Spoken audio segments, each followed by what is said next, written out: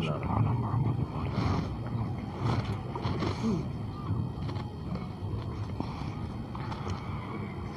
باللہ السمیع العلیم من الشیطان اللعین الرجیم حسبنا اللہ ونعم الوکیل نعم المولا ونعم النصیر بسم اللہ الرحمن الرحیم الحمد للہ الذی ہدانا لہذا وما كنا لنهتدي لولا ان هدانا الله لقد جاءت رسل ربنا بالحق والصلاة والسلام والتحیۃ والاکرام علی اشرف الانبیاء والمرسلین مولانا و مولا الکونین جد الحسن والحسین ابی القاسم محمد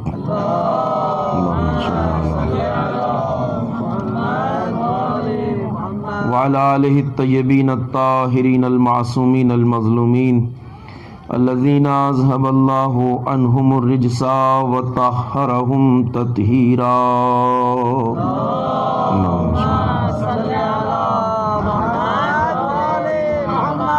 ولعنۃ اللہ الدائمۃ الباقیۃ الابدیۃ علی اعدائہم وقاتلیہم وغاصبی حقوقہم اجمعین من الآن الى قیام یوم الدین اما بعد فقد قال رسول اللہ صلی اللہ علیہ وآلہ وسلم فاطمۃ بضعۃ منی من آذاها فقد آذانی. صلوات پڑھیں بر محمد علیہ.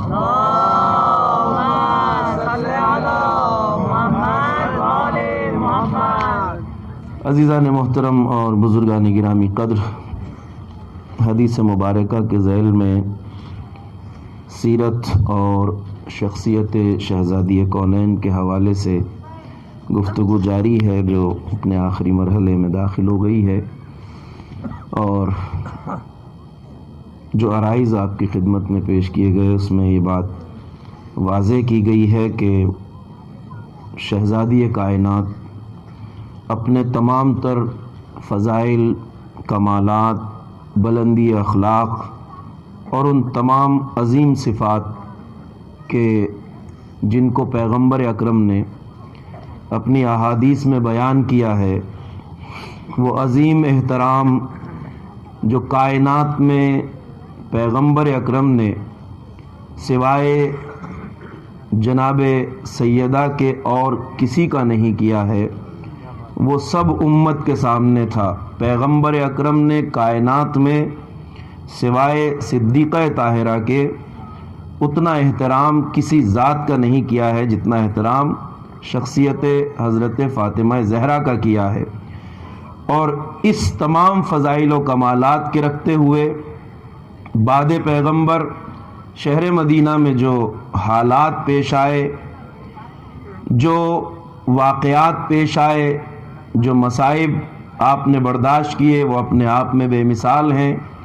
اور یہ بات تاریخ کے حوالے سے جب گفتگو ہوتی ہے تو بالکل واضح ہو جاتی ہے کہ پیغمبر اکرم جس طرح امت کو اپنے بعد نظام ولایت سے وابستہ کرنا چاہتے تھے، منشاء الہی یہی تھی اور یہی ہے کہ امت کا نظام ان پاکیزہ ہستیوں کی سربراہی، امامت اور حاکمیت کے مطابق چلے جو اللہ کی طرف سے منصب امامت پر فائز کیے گئے ہیں، مگر ساتھ ہی ساتھ ایک ایسا ٹولہ اسلام میں داخل ہوا جو پیغمبر اکرم کا آپ کی حیات طیبہ میں مقابلہ نہیں کر پایا. اسلام کی کامیابی، ترقی اور اسلام کی پیش رفت اور پھیلاؤ کو روکنے کی ہر کوشش انہوں نے پیغمبر کی زندگی میں کی، مگر ہر مقام پر ناکام رہے. لہٰذا انہوں نے اپنی تمام سازشوں کا رخ بعد پیغمبر کی طرف موڑ دیا، اور یہیں سے اسلام کی تاریخ ان دردناک حالات کی طرف گئی جس کا تذکرہ ہم نے سنا ہے. اور شہزادی نے جو مقابلہ کیا ہے وہ اپنے آپ میں بے مثال ہے. ایک خاتون جس کا تقوی، پرہیزگاری، پاکیزگی، طہارت، بلندی کردار کائنات کی تمام عورتوں کے لیے نمونہ عمل ہے، اس خاتون نے اپنے کردار کو زمانے کے سامنے رکھا.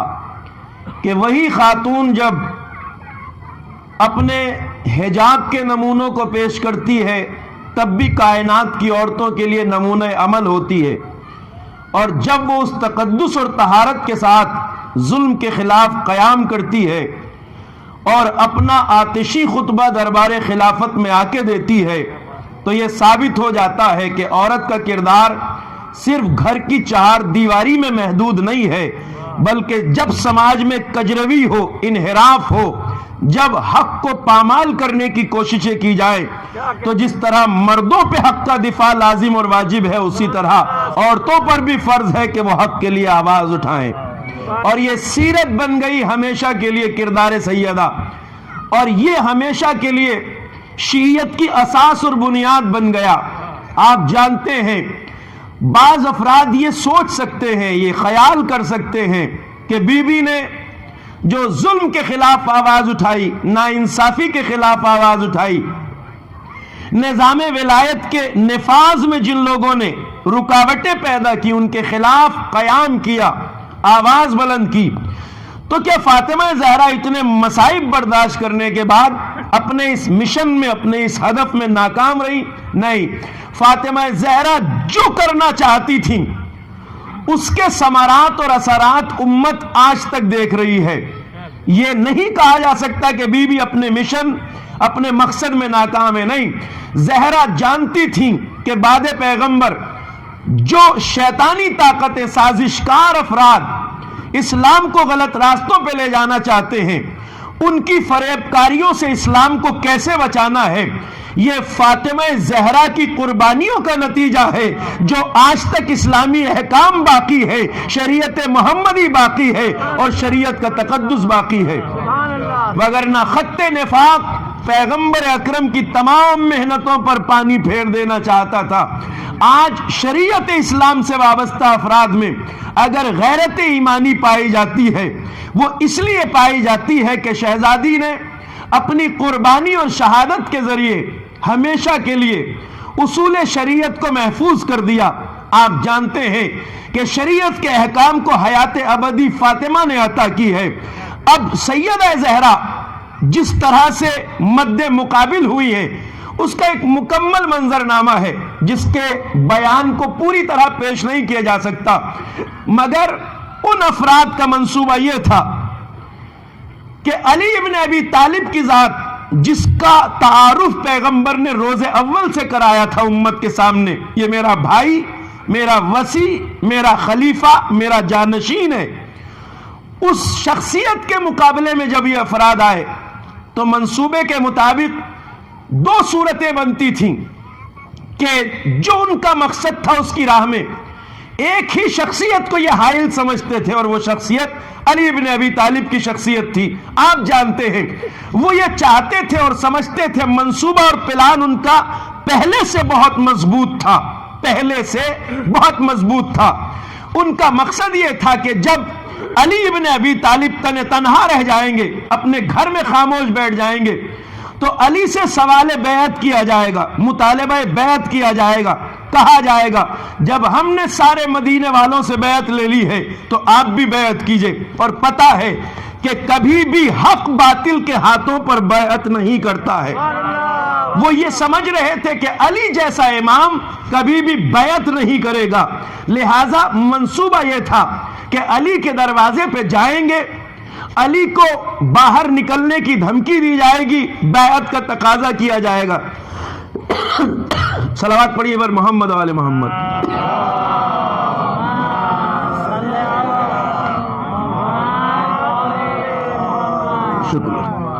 نتیجے دو ہی ہوں گے، ایک نتیجہ تو یہ ہوگا کہ یا تو علی ہمارے مقابلے میں تلوار کھینچ کر سامنے آئیں گے میدان میں، اگر علی تلوار کھینچیں گے تو ہمارا کام بہت آسان ہو جائے گا، اور وہ کام یہ ہے کہ پیغمبر کے بعد جو محافظ شریعت ہے، ہم اس بہانے کے علی نے اصحاب رسول کے سامنے تلوار اٹھانے میں پہل کی ہے، اس بہانے علی کو قتل کر دیا جائے گا، اور ہمیشہ کے لیے تاریخ میں یہ لکھ دیا جائے گا کہ علی ابن ابی طالب نے جنگ کی پہل کی تھی، قتل کر دیا جائے گا علی کو۔ اور دوسری بات یہ تھی کہ اگر علی تلوار نہیں اٹھائیں گے تو علی کو لے کے آئیں گے، علی کے ہاتھوں علی سے بیعت لے لی جائے گی، علی بیعت کر لیں گے، اس صورت میں بھی ان کی مشکل حل ہو جائے گی، اس لیے کہ بیعت کا مطلب ہے علی ان کی خلافت و حکومت کی تائید کر دیں گے، تو یا تو علی بیعت کریں گے یا قتل ہو جائیں گے۔ دو صورتیں تھیں، تیسری تو کوئی صورت نہیں تھی۔ ان کا خیال یہ تھا کہ اس کے علاوہ تیسری کوئی صورت نہیں ہوگی۔ ان حالات کو سب سے زیادہ گہرائی سے جو ذات دیکھ رہی تھی، اس ذات کا نام فاطمہ زہرا تھا۔ فاطمہ سمجھ رہی تھی ان کے منصوبے کو، یا تو یہ علی کو مجبور کر کے بیعت لیں گے یا علی کو قتل کر دیں گے۔ اسی وجہ سے فاطمہ نے کہا علی آپ بیٹھیے، میں دروازے پہ جاتی ہوں۔ یہ وہ صورتحال تھی جس کا دشمنوں کو پہلے سے اندازہ نہیں تھا۔ انہیں اندازہ نہیں تھا کہ رسول کی بیٹی جزء رسالت مآب ہے، کار رسالت کو کس طرح آگے بڑھائے گی، یہ اندازہ انہیں نہیں تھا۔ دروازے پہ جب فاطمہ زہرا آ گئیں اور کہا لوگوں کیا ارادہ ہے، تو کہا یا علی کو باہر نکالو یا ہم گھر کو آگ لگا دیں گے۔ یہیں سے صدیقہ کبریٰ کا کردار شروع ہوتا ہے۔ آپ نے للکارا اور ظلم کو آواز دے کے کہا کہ تم کیا چاہتے ہو، کیا تمہیں نہیں معلوم کہ یہ دروازہ وہ ہے جہاں رسول کبریٰ سلام پڑھتے تھے؟ کیا میں وہ صدیقہ طاہرہ نہیں ہوں، رسول کی وہ بیٹی جس کے احترام میں پیغمبر کھڑے ہو جاتے تھے؟ آج میرے احترام کا خیال کیوں نہیں رکھا جا رہا؟ فاطمہ کا آنا ان کے لیے تمام منصوبے پہ پانی پھیرنے کے جیسا تھا، اس لیے کہ یہ ہر چیز کا مقابلہ کر سکتے تھے مگر شخصیت فاطمہ کا مقابلہ نہیں کر سکتے تھے، اس لیے کہ پیغمبر اکرم نے اپنی اس لاڈلی بیٹی کا احترام کر کے اور آیات روایات بیان کر کے بتا دیا تھا فاطمہ کا مرتبہ کیا ہے۔ ان اللہ یغضب لغضبها ویرضی لرضاها، پیغمبر فرما چکے تھے دیکھو فاطمہ کی ناراضگی سے اللہ ناراض ہوتا ہے اور فاطمہ کی خوشی سے خوشنود ہوتا ہے، یعنی جس سے فاطمہ ناراض ہو اس سے اللہ ناراض ہے۔ اب ایسی شخصیت کے مقابلے تھے کہ جن کے بارے میں ساری امت بھی جانتی تھی اور یہ بھی جانتی تھی کہ یہ معمولی ذات نہیں ہے جو دروازے کے پیچھے کھڑی ہے، اگر یہ ناراض ہو گئی تو اللہ بھی ناراض ہے، رسول اللہ بھی ناراض ہے، اور جب امت یہ دیکھے گی تو اعلان کر دے گی کہ نہ خط ثقیفہ سے خدا راضی ہے نہ رسول راضی ہے۔ اس مشکل کے سامنے یہ کیا راہ حل نکال سکتے تھے؟ کچھ نہیں۔ اور یہی وجہ ہے کہ جب ظلم کر لیا تو اس کے بعد یہ احساس زندگی بھر رہا ہے۔ جن مورخوں نے دروازہ جلانے کی روایت نہیں لکھی اپنے یہاں، انہوں نے بھی اس اقرار اور اعتراف کو نقل کر دیا ہے اور اس سے ثابت ہو گیا ہے کہ واقعہ کیا ہوا تھا۔ بہت سو نے تاریخ میں پردہ ڈالا ہے واقعے پہ، مگر اس بات کا اقرار کر لیا ہے کہ مرتے دم مسند خلافت پہ قابض شخصیت نے سب سے بڑا افسوس 3 واقعات پہ کیا ہے۔ 3 واقعات پہ افسوس کیا ہے۔ ایک افسوس تھا فجاء کی موت کا، جسے میں نے آپ کو شروع دن بتایا تھا کہ صحابی رسول کو مسجد الرسول میں جانماز سے گھسیٹ کر صحن مسجد میں جلتی ہوئی آگ میں زندہ جلا دیا گیا تھا۔ اس نے کہا کہ اے کاش میں نے فجاء کو آگ میں نہ جلایا ہوتا۔ دوسرا افسوس تھا مالک ابن نویرہ کے قبیلے کے قتل عام کا۔ اب کبھی اس بارے میں تحقیقی طور پہ مطالعہ کیجئے گا۔ ایک چیز کہتے ہیں مسلمان فتنہ ارتداد، یعنی یہ کہتے ہیں کہ بہت سے لوگ جو مرتد ہو گئے تھا ان کا قتل عام کیا۔ مرتد یعنی دین سے پھر گئے۔ بہت سے لوگ ایسے تھے کہ جو مرتد ہوئے کچھ لوگ، مگر بہت سارے ایسے لوگ تھے جو مرتد نہیں ہوئے تھے لیکن ان کے اوپر ارتداد کی مہر لگا کے قتل کو ان کے جائز ٹھہرایا گیا، کیونکہ انہوں نے یہ کہا تھا کہ ہم زکوٰۃ دیں گے مگر اسے جو رسول اللہ کا خلیفہ برحق ہوگا۔ انہوں نے نہ شریعت کا انکار کیا تھا نہ اللہ کا۔ انہی میں سے ایک قبیلہ جناب مالک ابن نویرہ کا تھا، وہ میں آپ کی خدمت میں پڑھ چکا ہوں۔ اور ایک افسوس اس بات پہ کیا کہ اے کاش میں نے فاطمہ کے دروازے کو نہ جلایا ہوتا، چاہے مجھے یہ خبر دی جاتی کہ فاطمہ کے گھر میں ایک لشکر بیٹھا ہے جو مجھ پہ حملہ کرنے کے لیے تیار ہے، مگر مجھے پھر بھی یہ نہیں کرنا چاہیے تھا۔ اور یہی وجہ ہے کہ جناب فاطمہ زہرا کے ساتھ اس گستاخی کے بعد انہوں نے اس بات کی بھرپور کوشش کی کہ اس داغ کو دامن سے چھڑا لیا جائے. لہذا تاریخیں بتاتی ہیں کہ شہزادی کی جب پسلیاں ٹوٹ گئی اور آپ بستر پر تھیں تو ان افراد نے جنہوں نے زہرا کا گھر جلایا تھا فاطمہ سے معافی مانگنے کا منصوبہ بنایا, اور یہ تاریخوں میں سب نے لکھا. زہرا نے کہا میں اپنے پاس انہیں آنے کی اجازت نہیں دے سکتی. واسطہ بنایا, یا علی سفارش کریے, آپ واسطہ بنیے. حضرت امیر المومنین نے مصلحت دیکھی اور حضرت فاطمہ کو راضی کیا اس بات پر کہ ملاقات کر لیجئے, پوچھ لیجئے کیوں ملنا چاہتے ہیں. آئے, کہا بنت رسول ہم اپنی گستاخی کی معافی طلب کرنا چاہتے ہیں. دونوں کا نام لے کے کہا شہزادی نے, نام بتاؤ فلاں ابن فلاں, کیا تم نے رسول اللہ کو میرے بابا کو یہ کہتے نہیں سنا ان اللہ یرضا لرضا فاطمہ؟ تم بتاؤ کیا تم نے نہیں سنا کہ اللہ فاطمہ کی خوشنودی سے خوش ہوتا ہے؟ کیا تم نے نہیں سنا میرے بابا نے کہا جس سے فاطمہ راضی اس سے اللہ راضی؟ دونوں نے کہا بنت رسول ہم گواہی دیتے ہیں کہ ہم نے رسول اللہ کو یہ کہتے سنا ہے. سوئے آسمان زہرا نے ہاتھ اٹھائے, کہا پروردگار گواہ رہنا کہ میں ان دونوں سے ناراض جا رہی ہوں اس دنیا سے. آپ نے منہ موڑ لیا دیوار کی طرف, پھر آپ نے کبھی کلام نہیں کیا. فاطمہ زہرا اس کردار کا نام ہے جس نے ابد تک کے لیے, ہمیشہ کے لیے خط ثقیفہ کو رسوائی کی وادیوں میں دھکیل دیا. عزت نہیں پا سکتا, کبھی بھی عزت نہیں پا سکتا, اس لیے کہ ولایت وہ راستہ تھا جو عزت دینے کے لیے تھا.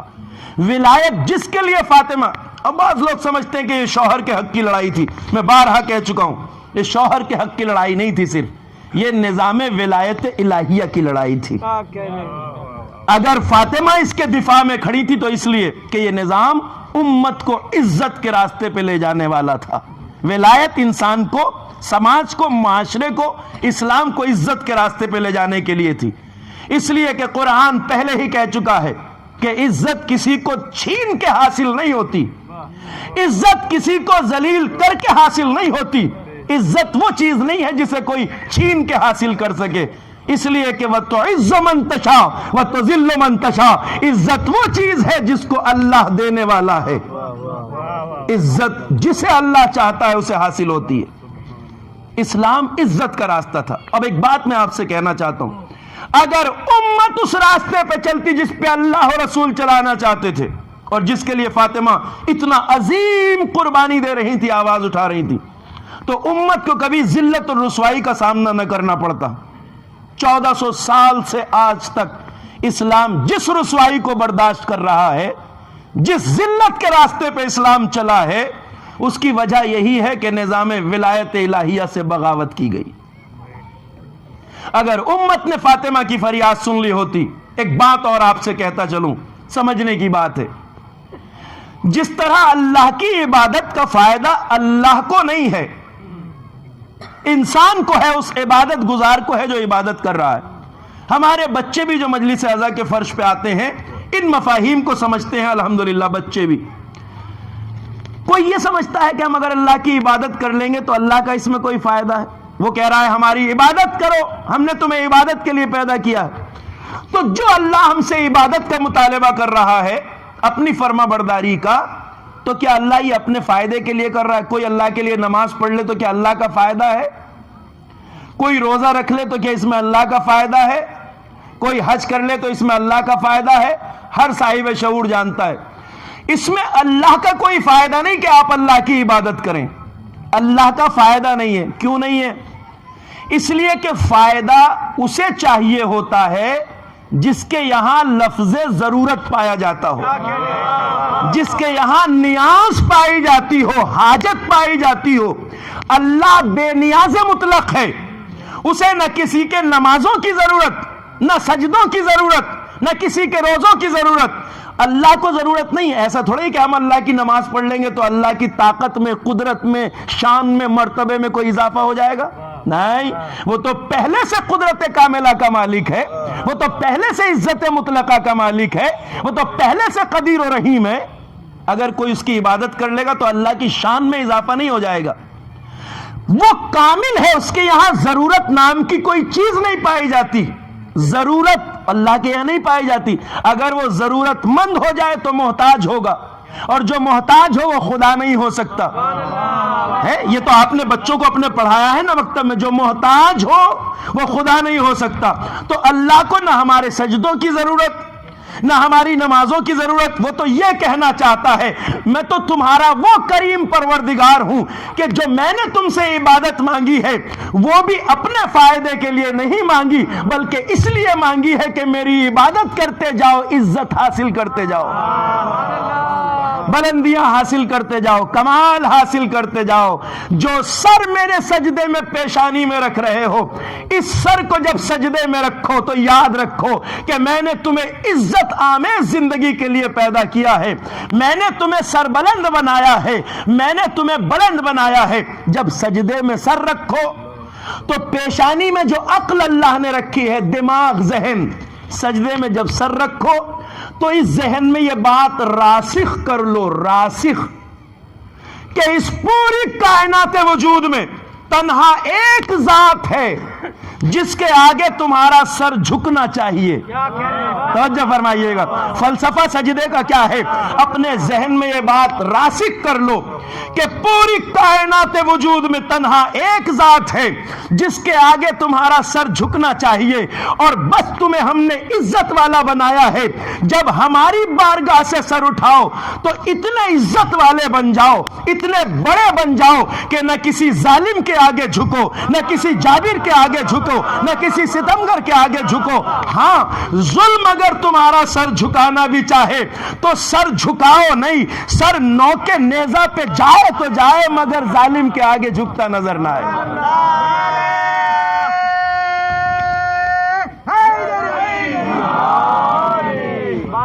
سر اتنا بلند ہونا چاہیے, اتنا بلند ہونا چاہیے. تمہیں کسی کے آگے جھکنے کے لیے پیدا نہیں کیا ہم نے, تمہیں ذلت کی زندگی گزارنے کے لیے پیدا نہیں کیا ہم نے, تو تمہیں عزت والا بنایا ہے, شان والا بنایا ہے. اپنے مرتبے کو پہچانو, عبادتیں سربلندیاں عطا کرنے کے لیے.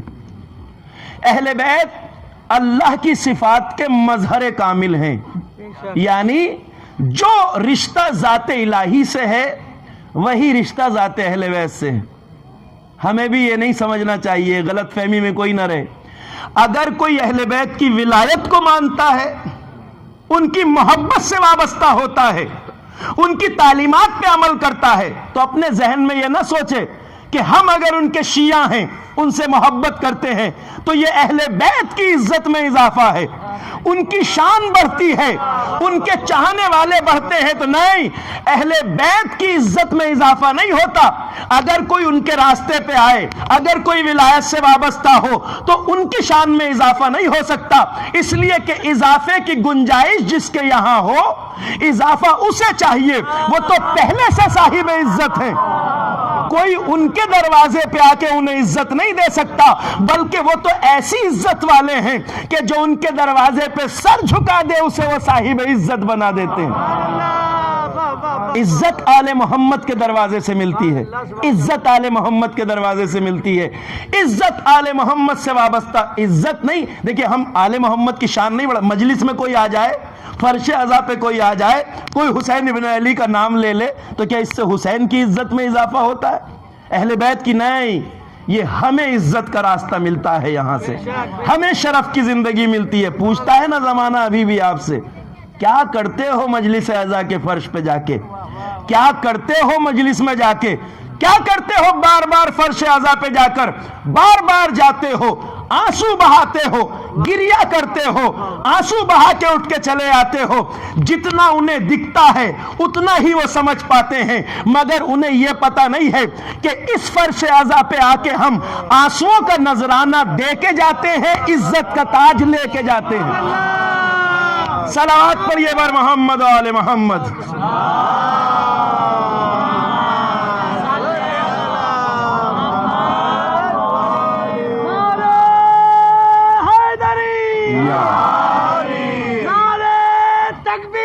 لبیک یا حسین، لبیک یا حسین، لبیک یا حسین، سب مل کے نہیں بول رہے، لبیک یا حسین، لبیک یا حسین، لبیک یا حسین، لبیک یا حسین، لبیک یا مہدی، لبیک یا مہدی، نعرہ صلوات۔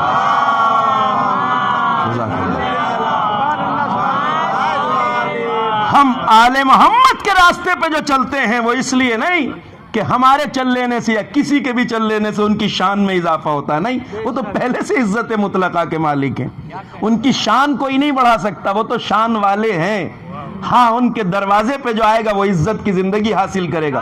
اور اس بات کو یاد کیجئے جو میں نے کل کہا تھا، فاطمہ زہرا جس نظام ولایت کی بات کر رہی تھی وہ نظام ولایت امت کو عزت کے راستے پہ لے جانے والا تھا، وہ بلندی کا راستے پہ لے جانے والا تھا، وہ شرف کے راستے پہ لے جانے والا تھا۔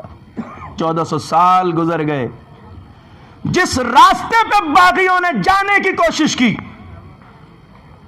جس راستے پہ امت کو لے جایا گیا، اس کے نتیجوں میں اسلام کو کیسے کیسے کردار ملے۔ اب اگر یہ کہا جائے ایک لائن ہے ثقیفہ کی، ایک لائن ہے غدیر کی، ایک خط ثقیفہ ہے، ایک خط غدیر ہے، پوری 1400 سال کی تاریخ اٹھا کے دیکھ لیجئے، خط ثقیفہ نے دنیا کو یزید جیسے کردار دیے، خط ثقیفہ نے متوکل عباسی جیسے دیے، خط ثقیفہ نے حجاج جیسے دیے، خط ثقیفہ نے حسنی مبارک جیسے دیے، خط مبارک نے صدام جیسے دیے، اور 1400 سال کی تاریخ میں خط ثقیفہ نے کہیں قمبر جیسے کردار دیے، کبھی ابو ذر غفاری جیسے کردار دیے، کبھی خمینی جیسے کردار دیے، کہیں خوئی جیسے کردار دیے، اور عصر حاضر میں سیستانی اور خامنئی جیسے کردار عطا کیے۔ عزت کا راستہ ہے، اور میں کل آپ کی خدمت میں کہہ چکا ہوں کہ آج اتنی بڑی مسلمانوں کی آبادی ہے دنیا میں جو ذلت کے ساتھ سپر طاقتوں کے قدموں میں پڑے ہوئے ہیں۔ دنیا دیکھ رہی ہے کہ اکیلی ایک قوم ہے جو تعداد میں بہت کم ہے، مگر اس فرش اعضا سے جب تاج عزت لے کے اٹھتی ہے تو بڑی بڑی سپر طاقتوں کی آنکھوں میں آنکھیں ڈال کے بات کرتی ہے۔ یہ راز عزت ہے۔ اگر امت اسلام نے اس عزت کے راستے کو اپنا لیا ہوتا جس کے لیے فاطمہ زہرا کل فریاد کر رہی تھی، تو آج امت اسلام ذلت کی گڑھوں میں نہ گری ہوتی، آج بدبختی اور پستی اس کا مقدر نہ ہوتی۔ دنیا دیکھ رہی ہے، ہم پوری تاریخ کو اٹھا کے دیکھ لیں، کربلا میں سید الشہداء نے میدان کربلا میں جو اعلان کیا تھا نرغہ آدھا میں، ایک وہ حسین جس کے ساتھ صرف 72 افراد ہیں اور مقابل میں لاکھوں کا لشکر ہے، اس حسین نے کل طے کر دیا تھا کہ حسینیت کا راستہ کیا ہے، ولایت کا راستہ کیا ہے، کہ الموت اولا من رکوب العار، عزت کی موت ذلت کی زندگی سے بہتر ہے۔ یہی راستہ حسینیت کا ہے۔ آج جتنی بھی حریت پسند تحریکیں دنیا میں چل رہی ہیں، حریت پسند تحریکیں، سب کی زبان سے آپ ایک جملہ سنتے ہیں، ہے ہاتھ من الذلہ۔ ہمارے جوانوں کو یاد ہے، علماء سے ترجمہ بھی دریافت کر لیجئے، ہے ہاتھ من الذلہ۔ یہ آج کا نعرہ نہیں ہے، یہ حسین ابن علی کا نعرہ ہے، کیا کہنے، اور یہی نعرہ روح شیعیت ہے، روح ولایت ہے ہاتھ من الذلہ، یعنی ذلت ہم سے بہت دور ہے۔ کیا کہنے، کب کہا تھا؟ جب سوال بیعت ہوا، کہا الا ان الدئی ابن الدئی قد رکزنی بین اثنتین بین السلت والذلہ وہیہات من الذلہ۔ آگاہ ہو جاؤ، جان لو، اس ناتحقیق ابن ناتحقیق نے مجھے ایک دو راہے پہ کھڑا کر دیا ہے۔ دو راہ یعنی جہاں دو راستے ہیں، تیسرا کوئی نہیں۔ بین السلہ، یا تو میں گلا کٹا دوں عزت کے ساتھ، یا ذلت کی زندگی گزارنا گوارا کروں۔ اس دو راہے پہ کھڑے ہو کے حسین نے کہا ہے ہاتھ من الذلہ، ذلت ہم سے بہت دور ہے، ہم عزت سے گلا کٹا سکتے ہیں مگر ذلت کی زندگی نہیں جی سکتے۔ اور یہ سبق آج تک حسین والوں کو یاد ہے۔ اور ایسا نہیں ہے کہ ہم اپنے آپ اس بات کو صرف اپنی زبان سے دہراتے ہوں۔ الفضل ما شہدت بہ العدا، فضیلت وہ ہے جس کا دشمن بھی اقرار اور اعتراف کرے۔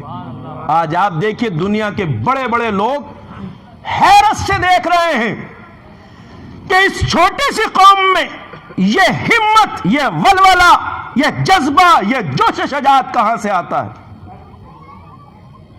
یہ جوش شجاعت کہاں سے آتا ہے؟ میں نہیں جانا چاہتا اس بات کی طرف، مگر سی آئی اے بہت دن پہلے، دیکھیے دشمن ہم پہ کب سے کام کرتا ہے ہمیں پتہ نہیں چلتا، اتفاق سے کچھ معلوم ہو جائے تو ہمیں غافل نہیں رہنا چاہیے، بیدار رہنا چاہیے۔ جب سی آئی اے نے بہت سال پہلے یہ دیکھا کہ ہم جتنی مسلمان کنٹریز ہیں، ممالک، انہیں جو آرڈر دیتے ہیں سر جھکا دیتے ہیں، جو حکم دیتے ہیں سر جھکا دیتے ہیں، جو کہنا چاہتے ہیں ہماری سنتے ہیں، جو کروانا چاہتے ہیں وہ کرتے ہیں۔ یہ ایک چھوٹی سی قوم ہماری سازشوں کا شکار کیوں نہیں ہوتی؟ یہ سر کیوں نہیں جھکاتی ہے؟ اسی کے لیے سی آئی اے میں ایک اسپیشل سیل قائم کیا گیا تھا، آپ میں سے زیادہ تر نوجوانوں کو پتا ہوگا۔ وہ اسپیشل سیل قائم کیا تھا اور یہ رپورٹ بہت عام ہو چکی ہے، اور اس سیل کا پہلا ڈائریکٹر تھا مائیکل برانٹ، جسے بعد میں عہدے سے ہٹا دیا گیا تھا، اور اس نے یہ رپورٹ لیک کی۔ پہلی ہی بار امریکی قومی بجٹ میں $10 بلین بجٹ پاس کیا گیا تھا اس کے لیے، $10 بلین۔ مائیکل برانڈ کہتا ہے کہ ہماری ذمہ داری یہ تھی کہ ہم یہ تلاش کریں کہ اس قوم کی عزت کا راز کیا ہے، یہ جھکتے کیوں نہیں، یہ سازشوں کا شکار کیوں نہیں ہوتے۔ مائیکل برانڈ کی یہ رپورٹ بہت عام ہو چکی ہے اور آپ سن چکے ہیں، اس لیے میں دہرانا نہیں چاہتا، بس ذہنوں کو متوجہ کرنا چاہتا ہوں۔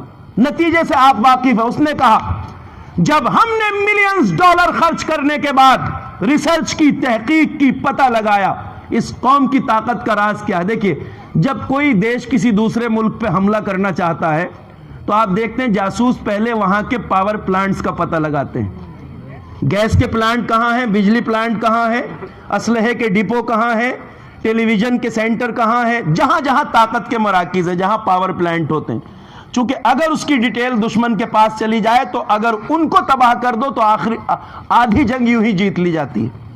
انہوں نے بھی کہا شیعیت کے پاور پلانٹس کا پتہ لگایا جائے۔ پوری تشیع کی دنیا میں گھوم گھوم کر انہوں نے اس بات کا پتہ لگایا کہ شیعیت کے پاور پلانٹ کیا ہیں۔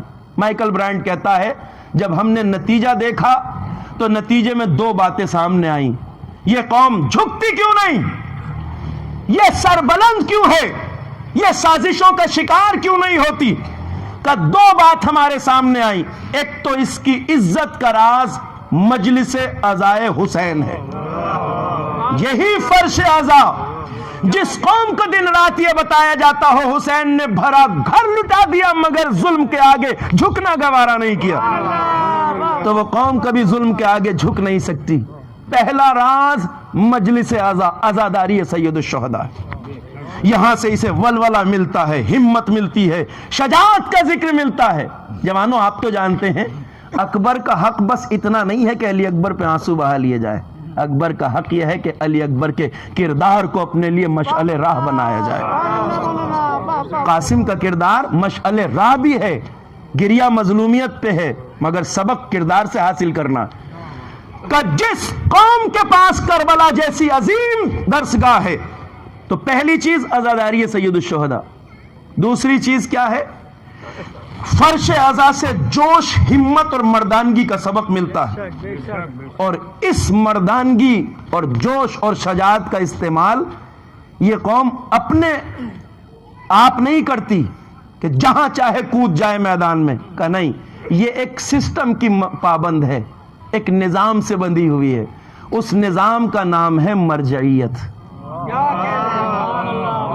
یہ جب تک مرجعیت کا حکم نہ ہو نائب امام کے تو ان کے گھر لٹ جائیں، زبانیں کٹ جائیں، بچے ذبح ہو جائیں، یہ کھڑے نہیں ہوتے ہیں، مگر جب حکم آ جائے تو نہ انہیں سرحدیں روکتی ہیں، نہ حکومتیں روکتی ہیں، نہ کوئی چیز روک سکتی ہے۔ ایک صلوات پڑھیے بر محمد و آل محمد۔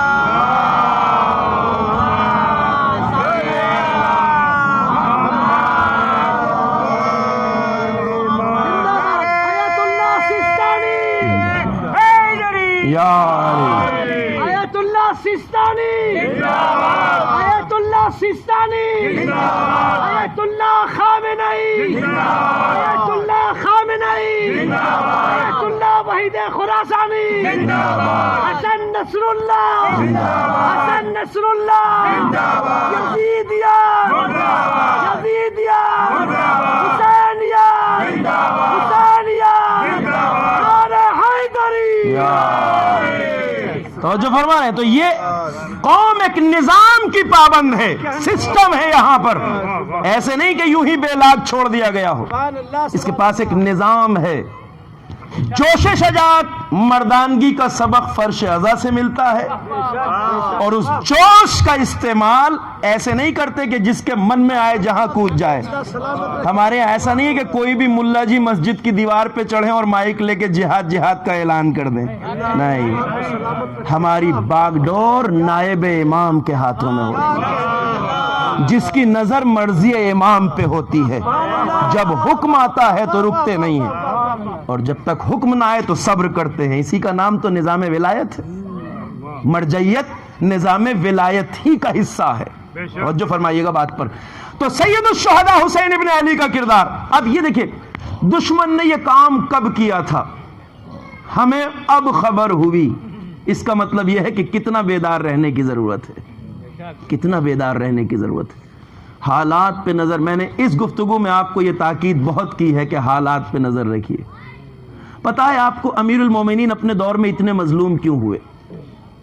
علی کے سامنے جمل میں لوگ آئے، صفین میں آئے، نہروان میں آئے، یہ بنی امیہ نے، امیر شام نے علی کے خلاف اس طرح لوگوں کو استعمال کیسے کیا؟ دشمن کام کب شروع کرتا ہے، نتیجے کب لیتا ہے، تفصیل پھر کبھی پڑھوں گا، مگر خلافت دوم کے زمانے سے بنی امیہ کو شام کا اقتدار دیا گیا۔ شام یہ علاقہ جو اسلامی مملکت کا حصہ تھا، وہاں کی گورنرشپ دے دی گئی امیر شام کو، اور جتنے بنی امیہ تھے سب اس کے ساتھ شام شفٹ ہو گئے، مدینہ خالی کر کے۔ جب سے ان کا قبضہ شام پہ ہوا تھا، تاریخ یہ بتاتی ہے اس وقت علی گوشہ نشین تھے، آپ خلیفہ نہیں بنے تھے، خلافت ظاہری نہیں ملی تھی علی کو۔ اس وقت سے امیر شام نے علی کے خلاف ایک نسل کو پروان چڑھایا تھا۔ دشمن کب سے کام شروع کرتا ہے، نتیجے کب لیتا ہے۔ وہ یہ سوچ سکتا تھا علی تو گوشہ نشین ہے، اکیلے ہیں، علی تو خاموش بیٹھے ہیں، ان کے خلاف کچھ کرنے کی کیا ضرورت ہے، مگر دشمن جانتا ہے علی خاموش بھی ہو تو علی ہیں،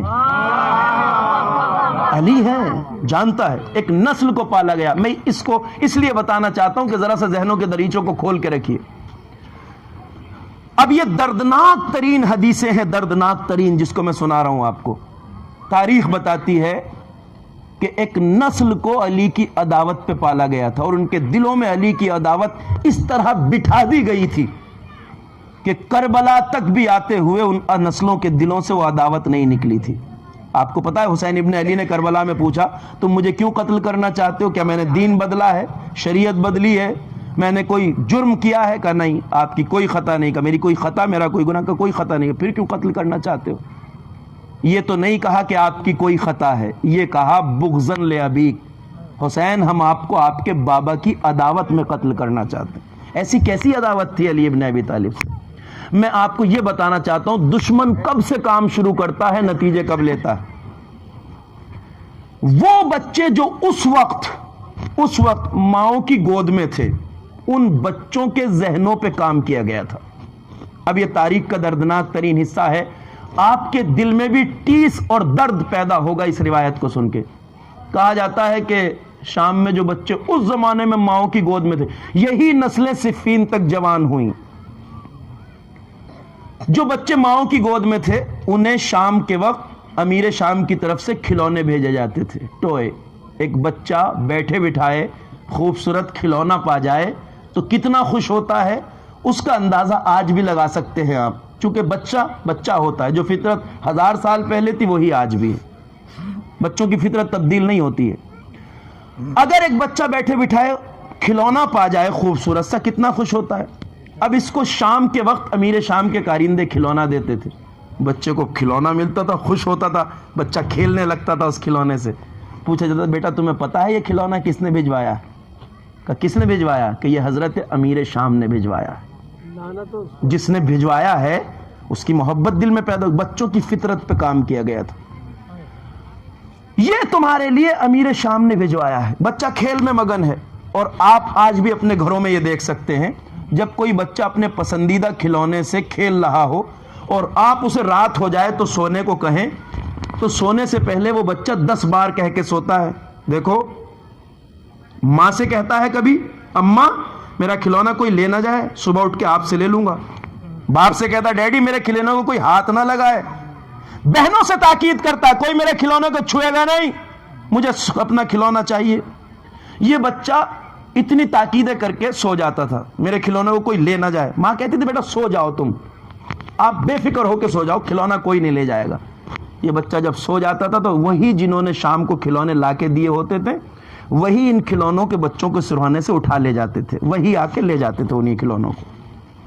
صبح یہ بچہ اپنے بستر میں جب اٹھتا تھا، بیدار ہوتا تھا اور اپنے کھلونے کو غائب پاتا تھا تو تڑپتا تھا، کہاں ہے میرا کھلونا، کون لے گیا، مجھے ابھی چاہیے، کس نے میرے کھلونے کو ہاتھ لگایا، کہاں گیا میرا کھلونا. بچہ روتا تھا، تڑپتا تھا، مچلتا تھا. آج بھی ایسا آپ دیکھ سکتے ہیں، جب اپنے پسندیدہ کھلونے سے بچے کو محروم کر دیے تڑپتا ہے وہ.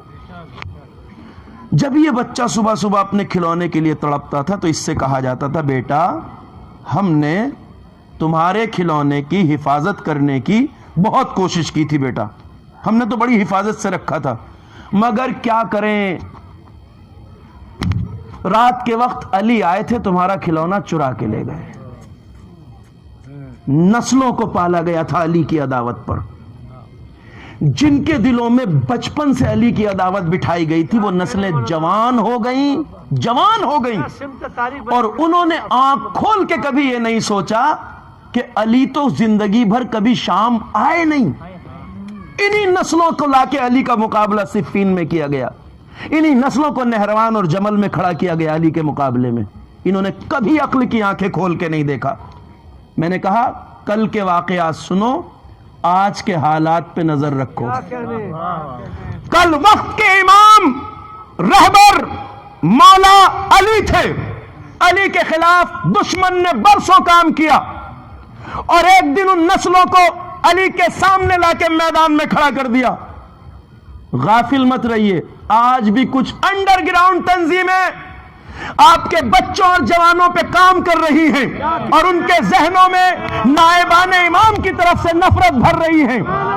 اگر حالات پہ نظر نہ رکھی تو کل یہی نسلیں مرجعیت کے خلاف کھڑی ہو جائیں گی اور ہم ہاتھ ملتے رہ جائیں گے.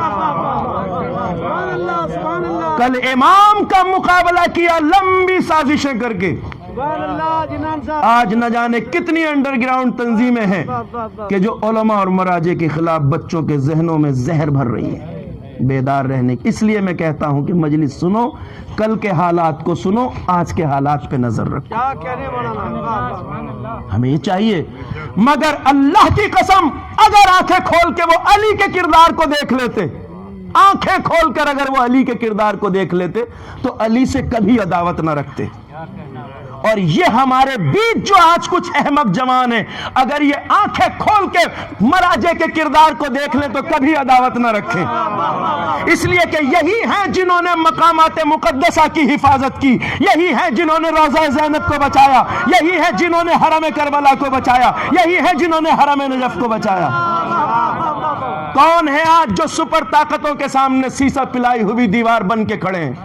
کون ہے جو عزت شیعت کا پرچم ہاتھوں میں لیے کھڑے ہیں؟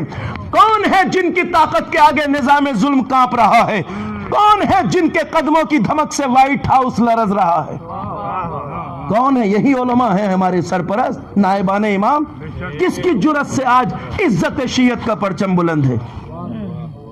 مقامات مقدسہ طبعات عالیات کا تحفظ کس نے کیا؟ اگر یہ جوان آنکھیں کھول کے دیکھ لیں تو کبھی گستاخی نہ کریں. مگر جس طرح کل لوگوں نے آنکھوں پہ پردے ڈال دیے تھے، سیاہ پٹیاں باندھ دی تھی، آج بھی یہ کوشش ہو رہی ہے، حالات سے واگا رہی ہے کہ ہماری نظام مرجعیت آج ہماری عزت کا پرچم بلند کیے ہوئے، عزت شیعت کا پرچم لیے کھڑے ہیں. یہ نظام ظلم کے سامنے کھڑے ہیں، یہ بربریت کے سامنے کھڑے ہیں، یہ ناانصافی کے سامنے کھڑے ہیں. انہوں نے آج عزت شیعت کو بلند کیا ہے. مائیکل برانڈ کی یہ رپورٹ آپ کے سامنے ہے. जॉर्ज गिलेवे कहता है, जॉर्ज गिलेवे ब्रिटानिया की एक पार्टी है, respect party of Britannia, respect party के नाम से एक पार्टी है, उसका ये चेयरमैन है जॉर्ज गिलेवे। जॉर्ज गिलेवे कहता है, लंदन के एक बहुत बड़े इज्तिमा में उसने ये ऐलान किया। मैं आपको ये बता रहा हूं कि आज आप कहां खड़े हैं। जॉर्ज गिलेवे ने एक बहुत बड़े कन्वेंशन में लंदन में ये ऐलान किया था, खुलेआम, अभी चंद साल पहले की बात है। उसने ये कहा था कि मैं अमरीकियों से भी कहता हूं, यूरोप, मैंने ये आपको अभी कहा था ना, इज्जत वो है जो अल्लाह देता है, जिसका दुश्मन भी एतराफ करे। अल फजलो मा शहदत बेहिलादा, सच्चा कमाल और फजीलत वो है जिसकी दुश्मन भी गवाही दे। वो दुश्मन नहीं, एक हक परस्त आदमी है। उसने सारी दुनिया को चैलेंज करके कहा था कि मैं अमरीकियों से भी कहता हूं और यूरोप वालों से भी कहता हूं, ब्रिटिश सरकार से भी कहता हूं कि कान खोल के सुन लो, न तो इस कौम को तुम कभी झुका सकते हो, न कभी साजिशों का शिकार बना सकते हो। कब तक? जब तक इसके पास हुसैन इब्न अली का रास्ता मौजूद है, जब तक करबला का रास्ता मौजूद है। हमने बारहा कहा है कि सैंक्शन ही नहीं, अगर तुम जिंदगी और जीने के सारे रास्ते भी हम पे बंद कर दोगे तो हम पर शहादत का रास्ता बंद नहीं कर सकते, हुसैन इब्न अली का सिखाया हुआ रास्ता बंद नहीं कर सकते। फातिमा ज़हरा जिस जुल्म के सामने खड़ी हुई थी, सीसा पिलाई हुई दीवार बनकर, जिस विलायत का तहफ्फुज़ फातिमा कुर्बानियां दे के कर रही थी, वो निज़ाम विलायत इंसानियत को इज्जत देने के लिए था, शरफ के रास्ते पे ले जाने के लिए था, अपने लिए नहीं, ताकि बशरियत इज्जत हासिल करे। आज मिस्र के एक अखबार ने लिखा है अभी चंद महीने पहले कि दुनिया खुली आंखों से देख रही है, एक तरफ करबलाई किरदार रखने वाली शख्सियतें हैं और एक तरफ आलम इस्लाम है, उम्मत इस्लाम। आज से 40 साल पहले पूरी दुनिया इस्लाम ने एक रास्ता चुना और वो रास्ता था यूरोप और सुपर ताकतों की गुलामी और चापलूसी का रास्ता। और एक मरजाए वक्त खुमैनी कबीर ने एक रास्ता चुना और वो था मुकाबले का रास्ता, वो था दुश्मन के सामने आंखों में आंखें डाल के खड़े होने का रास्ता, वो था इज्जत का रास्ता। आज उम्मत इस्लाम की हालत देख लीजिए और विलायत के रास्ते पे चलने वालों का हाल देख लीजिए, विलायत के रास्तों पे चलने वालों का हाल देख लीजिए। वो कहां है, ये कहां है। आपके देखते देखते हुस्नी मुबारक, जिसने 32 साल मिस्र पे हुकूमत की और हमेशा सुपर ताकतों की गुलामी की, अभी देखते ही देखते वो फिरौन मिस्र असरे हाजिर के दरियाए नील में गर्क हो गया, लोगों को पता भी नहीं चला कहां गया। 32 साल मिस्र पे हुकूमत करके हुस्नी मुबारक का नाम याद होगा आपको, गुलामी की जिंदगी गुजार के जिल्लत की वादियों में दफन हो गया। ट्यूनिस का हाकिम आपके देखते ही देखते जिल्लतनाक शिकस्त खाकर मंजरनामे से गायब हो गया।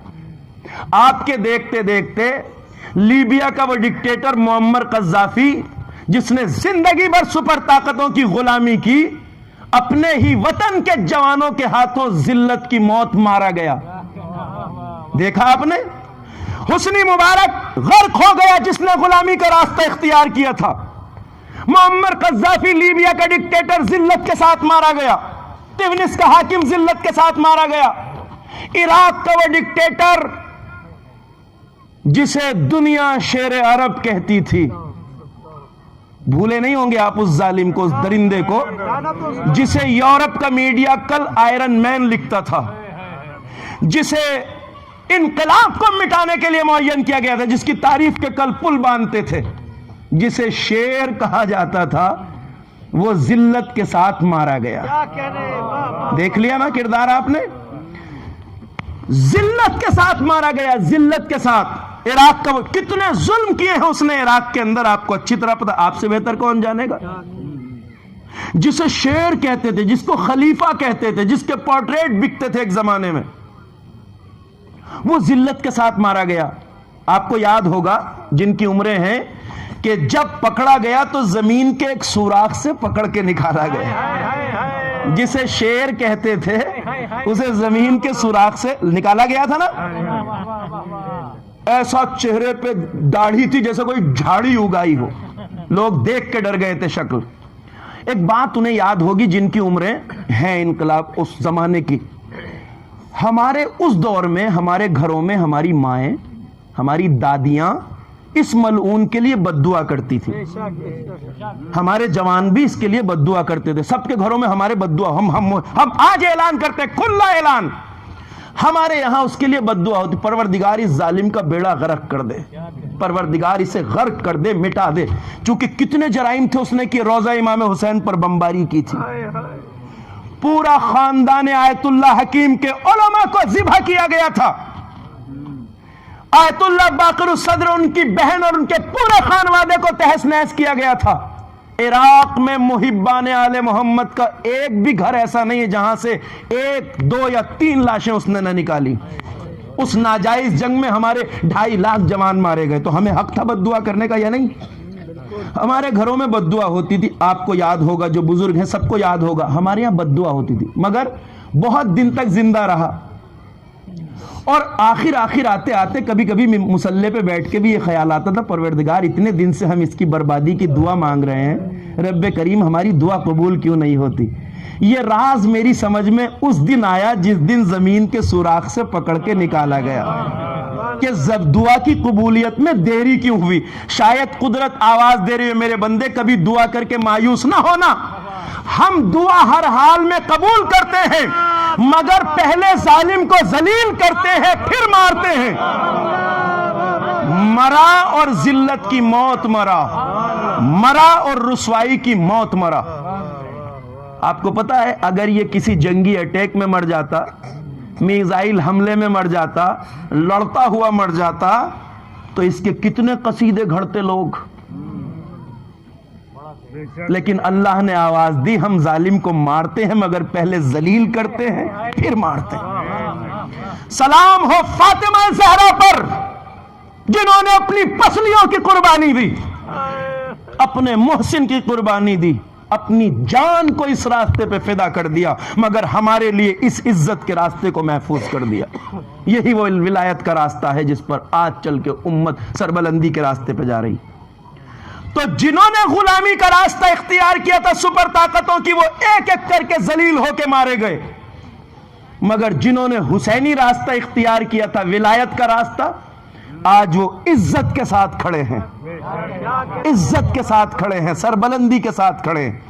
یہ کمال ہے انہی تعلیمات کا جو اہل بیت نے ہمیں دی ہے.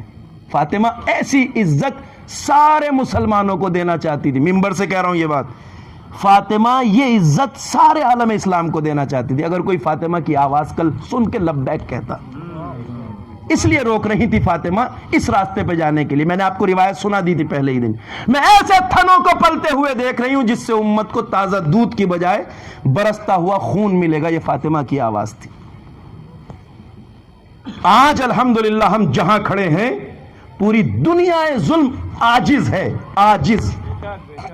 ابھی آپ نے اس محرم میں دیکھا یہ طالبان جو افغانستان پہ مسلط ہیں برسوں سے، آپ نے دیکھا اس سال طالبان نے مجلس میں شرکت کی ہے. گورنر صاحب اپنی پوری کیبنیٹ کے ساتھ مجلس میں آ کے بیٹھے تھے، طالبان کے گورنر. اور جلوسوں کی حفاظت کی ذمہ داری اس سال طالبان نے لی تھی. یہ طالبان جو سیاہ دل تھے، جن کے جرائم بہت زیادہ ہیں، یہ وحشی لوگ اچانک اتنے شریف کیسے بن گئے؟ کبھی سوچا آپ نے؟ یہ وحشی طالبان اتنے شریف کیسے ہو گئے؟ یہ بیٹھے بٹھائے شریف نہیں ہوئے، یہ شریف ہوئے ہیں مرجعیت کی طاقت کی وجہ سے. یہ شریف ہوئے ہیں مرجعیت کی طاقت کی وجہ سے، اس لیے کہ یہ دیکھ رہے ہیں کہ جن کے بھروسے پر برسوں ظلم کیا تھا، وہ تو خود اپنا بوریا بستر سمیٹ کے مڈل ایسٹ سے بھاگ رہے ہیں. جب وہ نہ ٹک سکے تو ان کے بھروسے پہ ظلم کرنے والے کیسے ٹک سکتے ہیں؟ انہیں پتا ہے کہ سرحد کے دونوں طرف نائبان امام بیٹھے ہیں.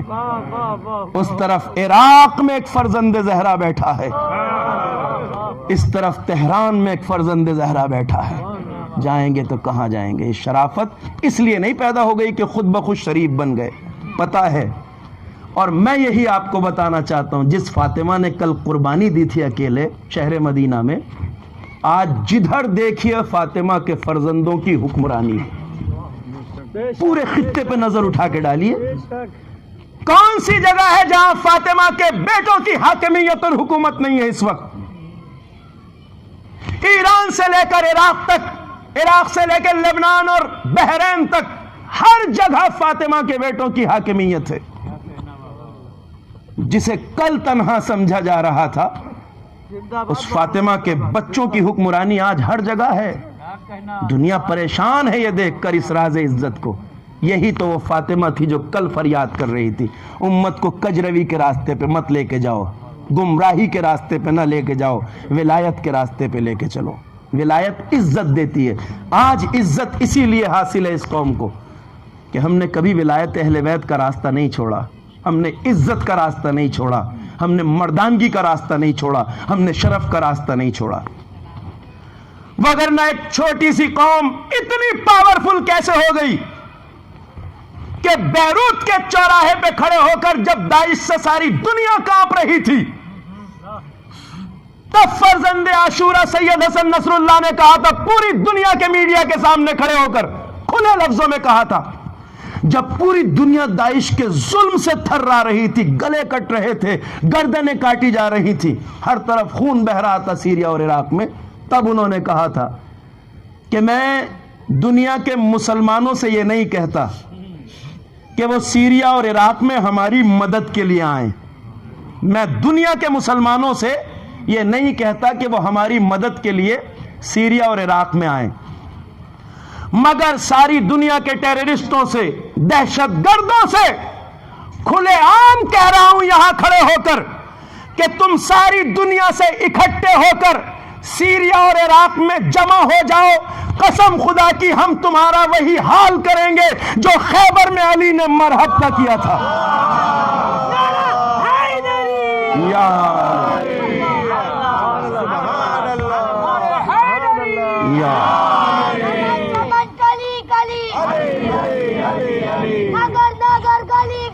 علی علی علی شہر شہر گلی گلی علی علی علی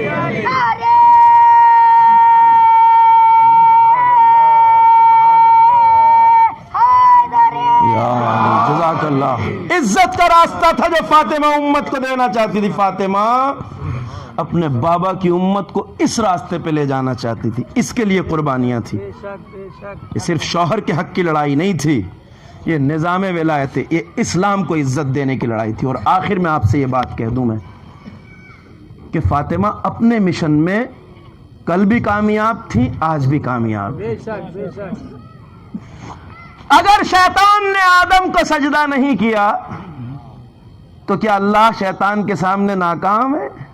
نہیں, اللہ صاحب قدرت و عظمت ہے. اس نے مہلت دی ہے شیطان کو, وقت معلوم تک جتنی شرارتیں کرنا ہے کر لو, ایک وقت آئے گا کہ شرارت کا دروازہ بند کر دیا جائے گا. کل جب زہرا قربانیاں دے رہی تھی تو ایسا نہیں ہے کہ ان باغیوں نے فاطمہ کے سامنے فاطمہ کے مشن کو ناکام بنا دیا, نہیں. جس طرح اللہ نے شیطان کو مہلت دی ہے, اسی طرح نظام ولایت سے بغاوت کرنے والوں کو وقت معلوم تک مہلت ہے. جتنی شرارتیں کر سکتے ہو کر دکھاؤ, ایک دن وہ آئے گا جب پردے سے فرزند فاطمہ آئے گا. فرزند فاطمہ پردے سے آئے گا اور زمین پہ نظام ولایت کو نافذ کرے گا. تم جب تک شرارتیں کر سکتے ہو کر لو, ایک دن شرارتوں کا دروازہ بند ہو جائے گا, زمین پر ولایت کی حکمرانی ہوگی. تاجیل امام زمان باواد بلند سرور اللہ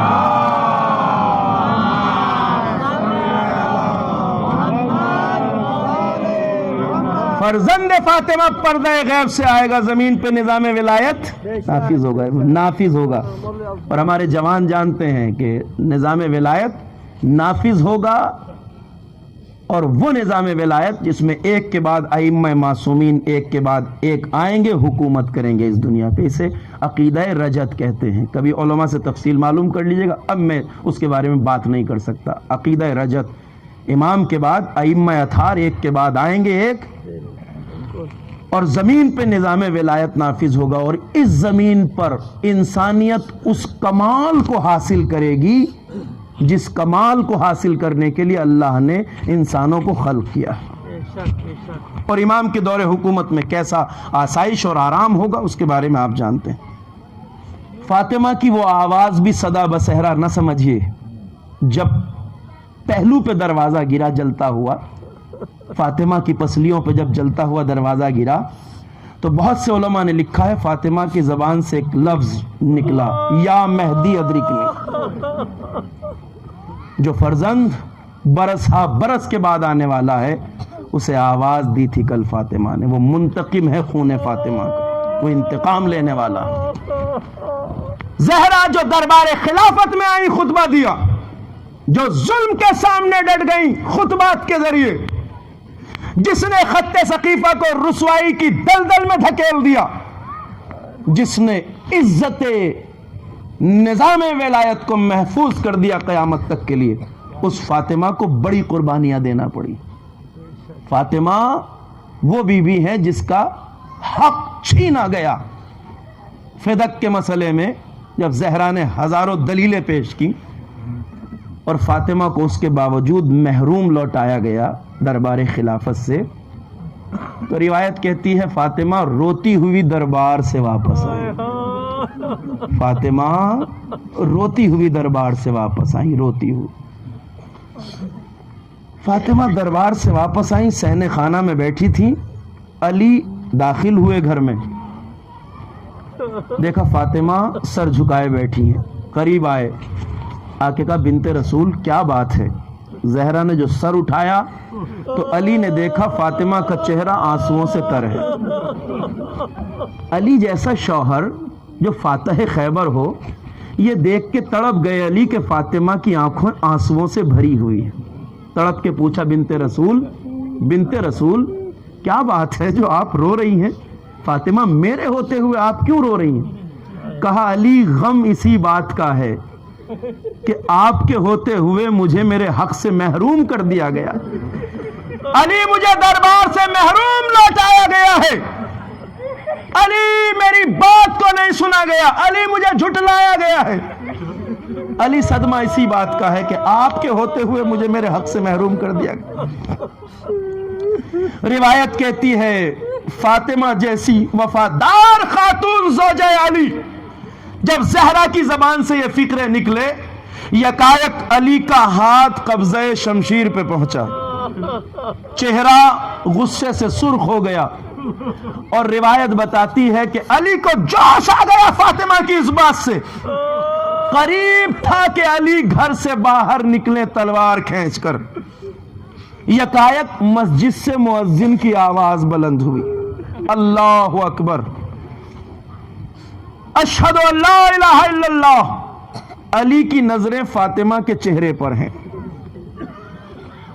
جب مؤذن نے کہا اشہد ان محمد رسول اللہ, تو علی نے پوچھا بنت رسول بس مجھے ایک بات کا جواب دو, آپ کو آپ کا حق واپس چاہیے یا یہ چاہتی ہیں کہ یہ آواز اذان قیامت تک باقی رہے, یعنی آپ کے بابا کا دین بچا رہے. زہرا نے جب علی کی یہ بات سنی, سر جھکا کے کہا علی مجھے معاف کرنا, یا علی میرا گھر بھی لٹ جائے, میرے بچے بھی ذبح ہو جائیں, تو میں چاہوں گی میرے بابا کا دین بچا رہے. زہرا نے بس کہا نہیں عزادارو, اس دین کے لیے اپنا بھرا گھر لٹا دیا فاطمہ نے. فاطمہ کا مرثیہ آج بھی دلوں کو برما دیتا ہے نا. سبت علیہ مصائب اللہ انہا سبت علیہ سرنا لیالیا. وہ صابرہ بی بی جو کہہ رہی تھی بابا آپ کے بعد مجھ پر اتنی مصیبتیں پڑی, کہ اگر روشن دنوں پہ پڑتی تو وہ اندھیری رات میں بدل جاتے. اجرکم اللہ. خدا کسی غم میں نہ رلائے سوائے غم اہل بیت کے. فاطمہ پہ کیسی مصیبتیں پڑی. یہ بی بی نے کیوں کہا بابا آپ کے بعد مجھ پہ اتنی مصیبتیں پڑی کہ اگر روشن دنوں پہ پڑتی تو اندھیری رات میں بدل جاتی. اللہ اکبر. جس فاطمہ کو اس مدینے میں رونے نہ دیا جاتا ہو, اس فاطمہ کے دل کو درد نہ ہوگا تو کیا ہوگا. فاطمہ جب مصائب میں گھری ہوئی فاطمہ تڑپ کے بابا کو یاد کر کے روتی تھی تو کہا جاتا تھا یا علی فاطمہ سے کہیے دن کو رو لیا کرے یا رات کو. مدینے والوں کو تو خود بھی زہرا کے ساتھ رونا چاہیے تھا, مگر اس شہر میں اتنا پابندیاں لگائی گئیں کہ روایت کہتی ہے کبھی کبھی فاطمہ قبرستان بقیع میں جا کے ایک درخت کے نیچے بیٹھ کر روتی تھی. ظالموں نے جب یہ دیکھا کہ فاطمہ بقیع میں درخت کے نیچے بیٹھ کے روتی ہیں تو ظالموں نے ایک دن اس درخت کو بھی کاٹ دیا. اس درخت کو بھی کاٹ دیا, اس لیے کہ فاطمہ کا رونا ان کے چہرے پہ پڑی ہوئی نفاق کی چادر کو چیر کے رکھ رہا تھا. فاطمہ کے رونے سے تکلیف اس لیے نہیں تھی کہ انہیں رونے سے تکلیف ہے, اس لیے تھی کہ یہ رونا بس رونا نہیں تھا بلکہ باطل کے چہرے کو بے نقاب کرنے والا تھا. علی نے اسی جنت البقیع میں جب درخت کاٹ دیا گیا تو علی نے ایک حجرہ بنایا, اسے بیت الاحزان کہتے ہیں, سنا ہوگا آپ نے. فاطمہ ہر روز صبح اپنے دونوں شہزادوں کا حسن و حسین کا ہاتھ پکڑتی تھی اور اس حجرے میں آ کے دن بھر اپنے بابا کو یاد کر کے روتی تھی. میرا دل کہتا ہے کہ شہزادہ حسن و حسین جو ننھے تھے کس طرح اپنی ماں کو اس طرح تڑپ کے روتے دیکھتے ہوں گے. کوئی حسن کے دل کی حالت کا اندازہ لگائے, کوئی حسین کے دل کی حالت کا اندازہ لگائے. جب ماں کو اس طرح روتے دیکھتے ہوں گے تو بچوں کے دل پہ کیا گزرتی ہوگی. خدا کسی بچے کو اپنی ماں کی یہ مظلومیت نہ دکھائے جو حسن اور حسین نے دیکھی. اجرکم اللہ. روایت کہتی ہے فاطمہ یہ کہا نہیں تھا صرف کہ میرا گھر بھی لٹ جائے, فاطمہ کا گھر لٹ گیا. میں نے ایک دن آپ سے ابھی عرض کیا تھا کہ ہم جو مدینے میں ہوا ہے اس کا 10% بھی بیان نہیں کرتے ممبروں سے, کیونکہ جب فاطمہ کی پسلیاں ٹوٹ گئیں اور شکم میں محسن شہید ہو گیا اور زہرا غش کھا کے زمین پہ گر گئیں تو جب زہرا کو ہوش آیا تو زہرا کی نظروں کے سامنے جو منظر تھا اس نے زہرا کو تڑپا دیا, کیونکہ اس کا درد پسلیوں سے زیادہ تھا, محسن کی شہادت سے زیادہ تھا. کیا دیکھا؟ علی کو لوگ گھیرے ہوئے ہیں, گردن میں رسی کا پھندا ہے, علی کو گھسیٹ کے لے جا رہے ہیں. فاطمہ اپنی جگہ سے اٹھی, ہاتھ جا کے علی کے بندے کمر پہ ڈالا, کہا لوگوں علی کو چھوڑ دو. روایت کہتی ہے جب علی کو نہیں چھوڑا گیا تو فاطمہ نے ظالموں سے خطاب کیا, تم کیا چاہتے ہو کہ میرے شوہر کو مجھ سے چھین لینا چاہتے ہو, کیا تم علی کو قتل کر دینا چاہتے ہو؟ مگر کسی نے علی کو جب نہ چھوڑا تو روایتوں میں لکھا ہے فاطمہ نے اپنے دونوں شہزادے حسن و حسین کے ہاتھ پکڑے, کہا اگر تم نے علی کو نہ چھوڑا تو میں ابھی اپنے بابا کی قبر پہ جاؤں گی, اللہ سے فریاد کروں گی.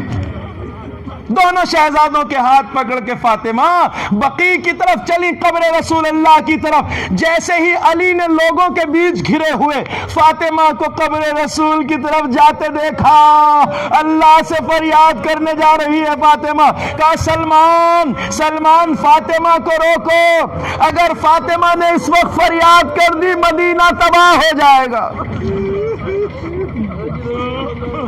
سلمان آگے آئے, آ کے کہا شہزادی بی بی واپس چلیے, بابا کی قبر تک نہ جائیے. کہا سلمان کیا تم نہیں دیکھ رہے ہو یہ علی کو قتل کر دینا چاہتے ہیں, یہ علی کو مار دینا چاہتے ہیں. کہا بی بی اسی مولا نے کہا ہے واپس آ جائیے.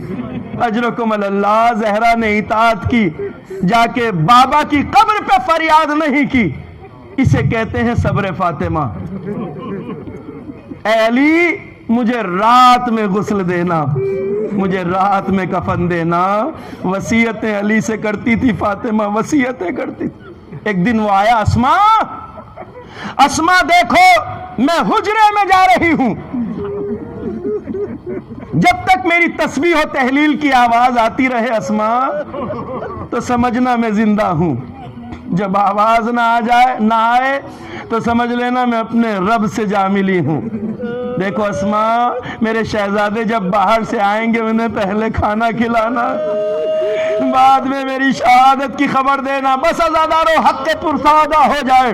روایت کہتی ہے اسما کے کان حجرے کی طرف لگے تھے، آواز آ رہی تھی سبوح قدوس رب الملائکۃ والروح۔ اسما کے دل کو ڈھارس ملتی رہی، فاطمہ کی تسبیح کی آواز آتی رہی۔ یکایک کچھ دیر بعد اسما نے دیکھا اب حجرے سے آواز آنا بند ہو گئی۔ اسما نے اپنا کلیجہ پکڑ لیا۔ اسی وقت دونوں شہزادے حسن و حسین گھر میں داخل ہوئے۔